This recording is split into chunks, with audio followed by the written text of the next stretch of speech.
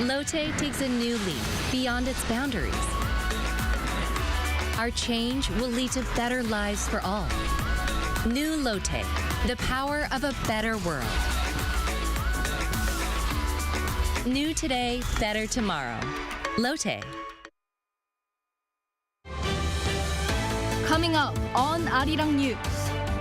At the Seoul-Tokyo Summit slated for this weekend, a range of issues could top the agenda, including trilateral cooperation with the U.S., supply chains, and Fukushima wastewater release. With Prime Minister Kishida's planned visit to Seoul, a Japanese civic group is calling for a sincere apology from Tokyo to the victims of wartime forced labor. The U.S. Central Bank raises its interest rate by 25 basis points to the highest level in 16 years.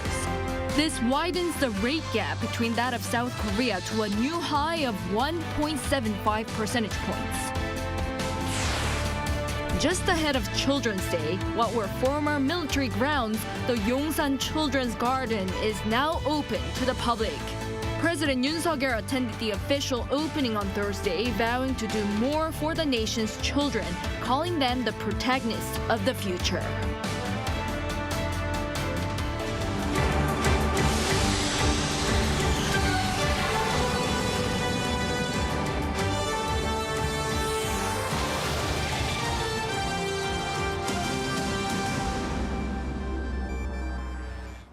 Good evening. It's 9 p.m. here in South Korea. Thank you for joining us on Arirang News. We start with the Seoul-Tokyo Summit that's coming up this Sunday. Security alliance and cooperation on supply chains could top the agenda, with the two countries trying to mend ties. Many sensitive issues could also be discussed, including Japan's planned release of Fukushima wastewater. Our presidential office correspondent, Woo Soo-young, leads us off. During their summit this weekend, the leaders of South Korea and Japan are likely to discuss trilateral cooperation with the United States on North Korean supply chains, as well as possibly Tokyo's plan to release treated nuclear wastewater into the ocean. On Thursday, Seoul's top office spokesperson Lee Do-eun told reporters that President Yoon Suk-yeol and Japanese Prime Minister Fumio Kishida would discuss issues of common interest, such as security, high-tech industries, science and technology, youth exchanges, and cultural cooperation. With the summit expected to take place Sunday afternoon and a banquet with their wives afterwards. The spokesperson said the second Yoon-Kishida summit shows that the top-level shuttle visits between the two leaders are now in full swing. Through his national security advisor, Takeo Akiba, Prime Minister Kishida conveyed his high regard for the president's bold decision to improve bilateral ties and decided to make this trip a way of returning his gratitude. On Wednesday, National Security Advisor Cho Tae-yong met with his Japanese counterpart Takeo Akiba, who came to Seoul to prepare for Kishida's visit, including the agenda. According to Yoon's office, the top security advisors agreed on the need to strengthen security cooperation with the United States amid growing nuclear threats from North Korea. They also attended an inaugural session of an economic security dialogue focusing on enhancing supply chain resiliency and energy security. Also, according to a senior presidential aide, Seoul and Tokyo may well discuss Tokyo's plan to discharge 1.3 million tons of treated wastewater from the Fukushima nuclear power plant in the summer. The official said if the safety of the radioactive wastewater is a concern to the Korean media and the public, there is no need to exclude it from the agenda. Still, the official noted that South Korea is part of an IAEA safety review task force on Japan's wastewater disposal plan. While the International Atomic Energy Agency has green-lighted the move, Japanese fishermen and civil activists, as well as surrounding countries including South Korea, the Pacific Islands and China, have protested against the move, as scientists and environmental activists warn of the possible impact on human and marine life and question the credibility of Japan's safety reports. Kishida's two-day visit follows Yoon's trip to Tokyo in March, after his administration decided to compensate the Korean victims of Japan's wartime forced labor without forcing contributions from Japanese firms. Woo Soo-young, Arirang News. Another key issue that could be discussed between President Yoon and Prime Minister Kishida would be related to Korean victims of Japan's wartime forced labor. With the talks just coming up, there's a growing voice in Japan by a civic group urging Tokyo's sincere apology. Our foreign affairs correspondent Bae Eun-ji has more on the experts' take. Prime Minister Kishida himself needs to apologize for Japan's colonial rule and apologize to the victims of wartime forced labor. This is a statement released by a Japanese civic group on Thursday, urging Prime Minister Kishida to make a sincere apology while visiting Seoul for a summit with President Yoon Suk-yeol this week. There has been some hope in South Korea that Japan would finally make the long-awaited apology at this week's summit, but unfortunately, an expert says it'll be no different this time. He said it's unlikely that Prime Minister Kishida will continue to refrain from using the word apology, but he expressed hope that relations can improve in the long run. It's unlikely that Japan will directly apologize for now and in the near future as well. But it's not like this is impossible in the long run, when bilateral relations improve and Japan is able to trust South Korea. Earlier this year, seeking to improve ties with Japan, the South Korean government laid out plans to solve the long-standing dispute over compensation for the people subjected by Japan to forced labor. But the victims and supporting civic groups protested, saying this issue cannot be resolved without sincere apologies and participation by the Japanese companies that are responsible.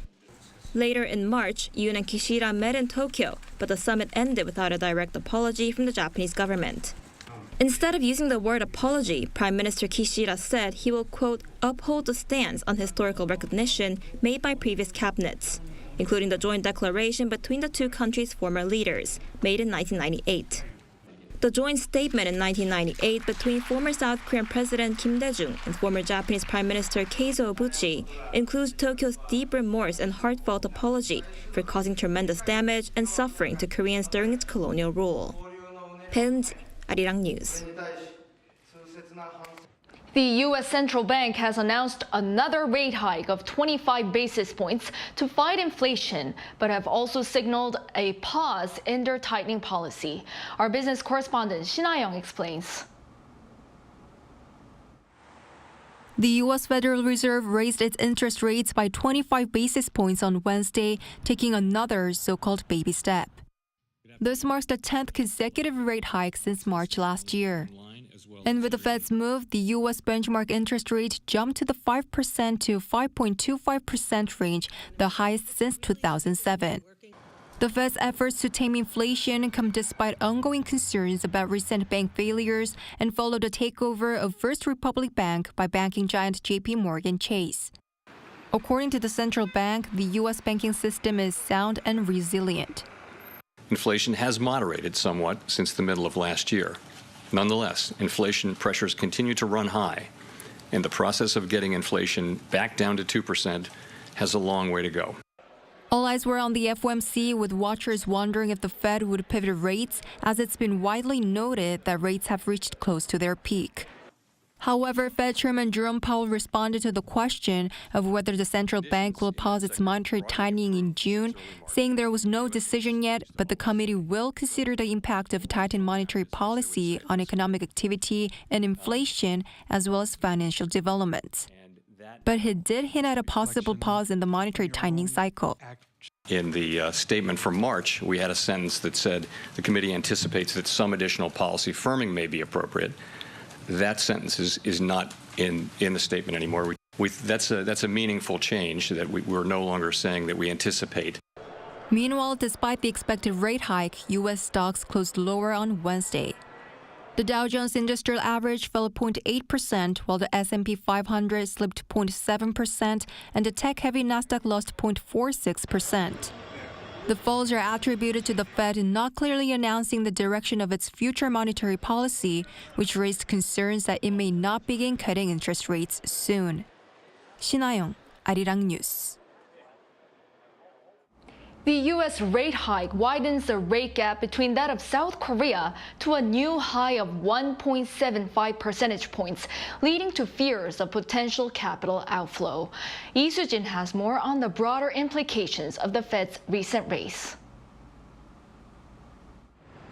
South Korea's interest rate gap with the United States is at its widest ever. The U.S. Federal Reserve on Wednesday voted to increase interest rates by 25 basis points, its 10th straight rate hike. This has widened the interest rate gap between the two nations to 1.75 percentage points. A significantly wide interest rate gap increases the risk of capital outflow to overseas markets as investors seek higher investment returns. The Bank of Korea Governor Lee Chang-yong, however, has emphasized numerous times before that the BOK will not hike interest rates simply because of the widening gap between the two nations. According to the Bank of Korea, the country's foreign exchange reserves in April were up $610 million from the previous month. This marks the second consecutive expansion of foreign reserves. The BOK said the rise was largely driven by the boosted value of non-dollar assets when converted into the greenback as the value of the US dollar fell. The Consumer Price Index also slowed its rate of increase to the 3% range last month, the first time it has been lower than 4% since February last year. The won, however, has been losing ground against the greenback despite the weak dollar as the domestic economy struggles with sluggish chip exports and 14 straight months of trade deficits. If the widening interest rate gap causes the won to decline further against the dollar, prices of imported goods may surge, leaving the Bank of Korea with no choice but to also consider a rate hike. The exchange rate and the capital outflow during the 3 weeks leading up to the monetary policy meeting are thus expected to heavily influence the central bank's rate decision. According to an expert, if there is a rate hike, it will not go beyond 25 basis points. When interest rates are raised, they tend to move within an expected range, so the market is able to absorb the shock. An increase beyond could lead to market instability. So if the interest rate is increased, it'll go up by around a quarter point. If the BOK decides to keep its benchmark interest rate unchanged at the upcoming meeting, it will be its third consecutive rate freeze. Lee Soo-jin, Arirang News. The U.S. is reportedly considering whether to extend permission for South Korean companies to send American chip-making tools to their plants in China. Last October, the Biden administration gave the world's two largest memory chip producers, Samsung Electronics and SK Hynix, one-year waivers from U.S. chip controls on China as a concession to its ally. The Financial Times reported on Wednesday that according to people familiar with the matter, Washington has signaled that these two firms are to be granted another reprieve for at least one more year. This as their planned operations in China partly rely on U.S. equipment. Seoul and Washington have been holding intensive talks on how the South Korean chipmakers could continue to operate in China since the U.S. imposed related export controls last year. It's the third day of Asian Development Bank's annual meeting, and today our finance correspondent Lee Dae-yeon introduces us to one of the biggest infrastructure projects that ADB has taken part in. Take a look. It's going to be the longest railway in the Philippines. The North-South Commuter Railway, comprising 3 major sections, will stretch about 150 kilometers once completed. What you see behind me is a construction site of the Malolos-Clark Railway, one of the most biggest transportation projects that's currently taking place here in the Philippines. The North-South Commuter Railway will link the growth centers of the city of Clark, where the international airport is located, with central Manila and Columbus City to the south of the capital.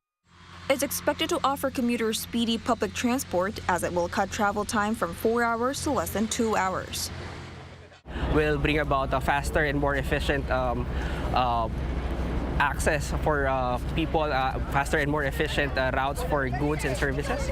So people back and forth travel time, back and forth access between the regions will be greatly improved.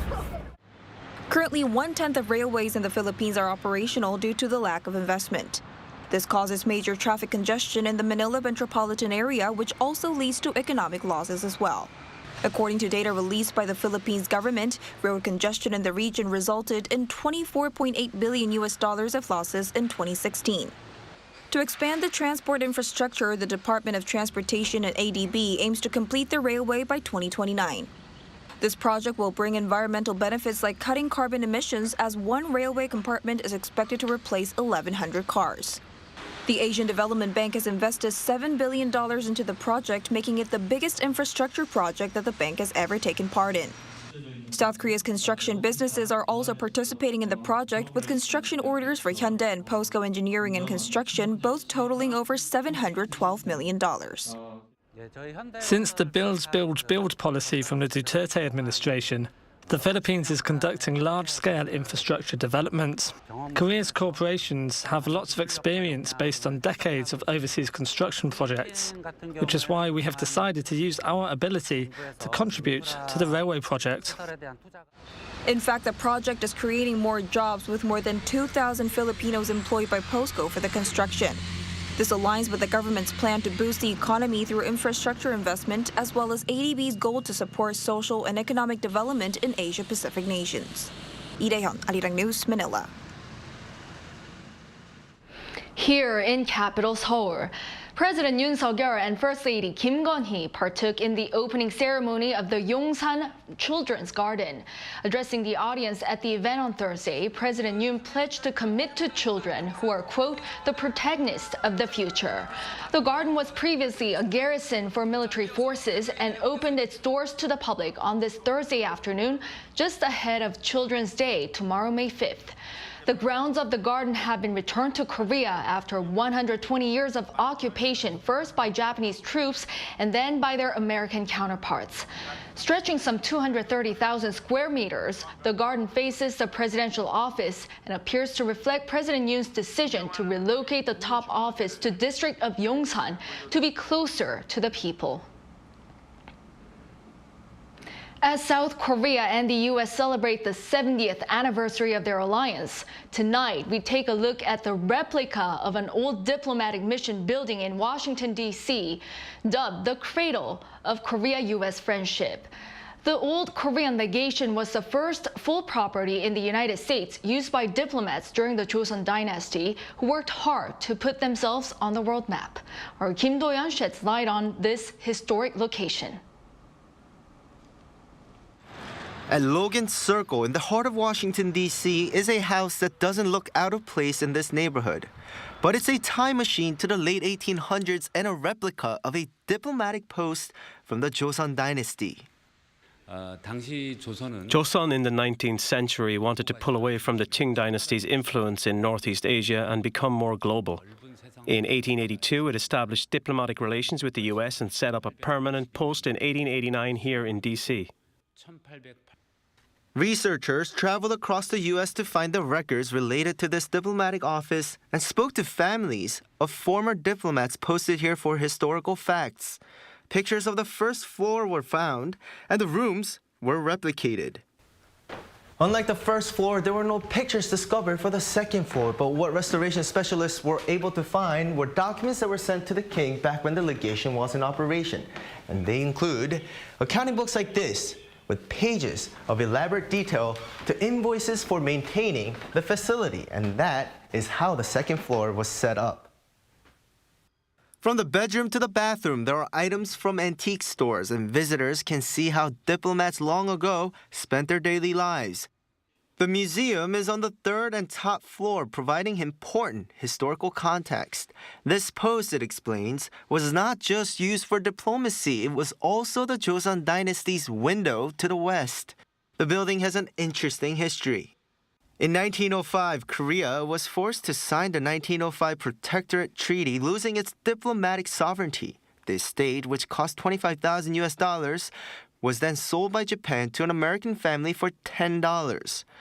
After multiple owners, the Logan Circle area became a historic site in 1972, which prohibited reconstruction. Around 2010, South Korea's Minister of Culture, Park Bo-gyun, then working as a journalist, identified the property and urged the government to buy it back.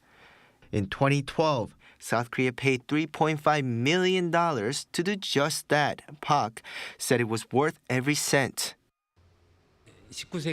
There were 32 legations here in D.C. back in the 19th century, but this is the only one that's been preserved exactly how it was. The U.S. government values this as well. For us, it was the first ever collaboration with American historic preservation experts to restore a heritage site.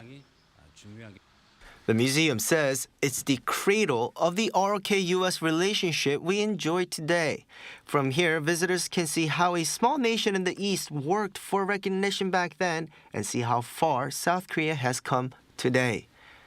Kim Do-yeon, Arirang News, Washington, D.C. If you're one of the lucky ones, you might be able to fly on Korean Air's BLACKPINK Boeing 777, which took off for the first time on Thursday. The Paris-bound Boeing 777-300ER emblazoned with the group's picture is part of efforts to promote South Korea's bid to host the 2030 World Expo in Busan through K-pop. A photograph of the plane was first unveiled on Wednesday, a day ahead of its departure from Incheon International Airport at 11:30 a.m. Thursday morning. South Korea is competing with Italy, Saudi Arabia, and Ukraine to host the 2030 World Expo. Spring is in full swing, and it's the season for wild tea harvesting in Hadong-gun in Gyeongsangnam-do Province. And the first Hadong World Tea Expo is being held for 31 days from May 4th to June 3rd, where visitors can experience a diverse range of tea culture. Yoon-jin has the story. The 2023 Hadong World Tea Expo is underway in Gyeongsangnam-do Province under the theme of Fragrance of Nature, A Healthy Future, Tea, with the main venue located around Hadong Sports Park and the Hadong Wild Tea Culture Festival area in Hwagemyeon.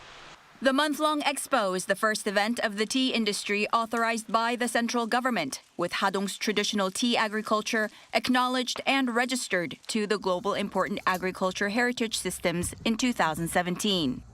We're expecting this year's crop to increase by about 10% compared to last year. Crop yields increase in such nice weather. Hadong's climate and its soil are optimum conditions to cultivate tea, and it boasts of excellence in the quality of local tea leaves. Hadong is seen as a pioneer in Korean tea cultivation, starting from the unified Silla period more than 1,000 years ago. An organizing committee of 50 county and provincial government officials is looking to propagate tea culture worldwide at a time when demand for coffee is sky high. The expo also provides an opportunity for tea lovers from around the world to enjoy various excellent tea and give tea-producing countries and relevant industries a chance to grow and develop markets. We have prepared the event with programs where visitors can experience the history and culture of Korea and a variety of world teas. Hadong-gun Village is expecting some 1 million visitors to pass through for this year's World Tea Expo, as interest in tea-based drinks grows, and also as a popular spring season travel destination. Yoon-jin, Arirang News.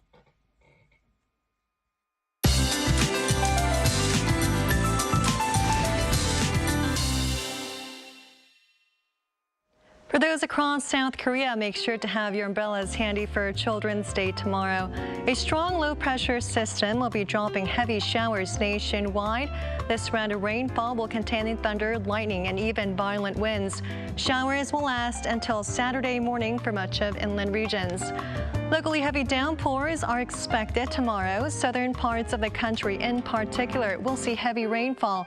For the south coast and Jeju Island, 30 to 50 millimeters per hour are expected. Torrential downpours are in store for mountainous regions of Jeju Island with up to 400 millimeters in the forecast. Parts of central regions, including the Seoul metropolitan area and Gangwon-do province, will see up to 120. The surrounding regions will see 30 to 100. Tomorrow, Seoul and Chuncheon will be starting off at 16 degrees. Daytime highs won't be rising too much. Seoul and Daejeon will be reaching 21, Gwangju 22, Busan will be breezy at 19 degrees. And clear skies will make a return early next week. Have a great long weekend and hear the weather conditions around the world.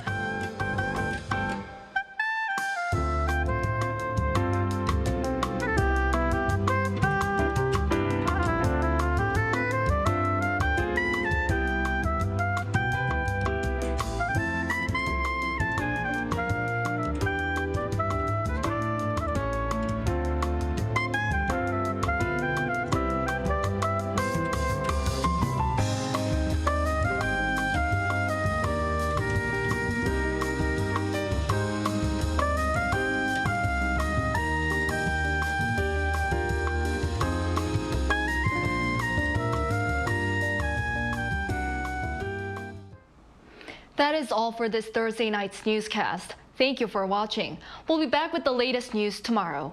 Have a lovely night.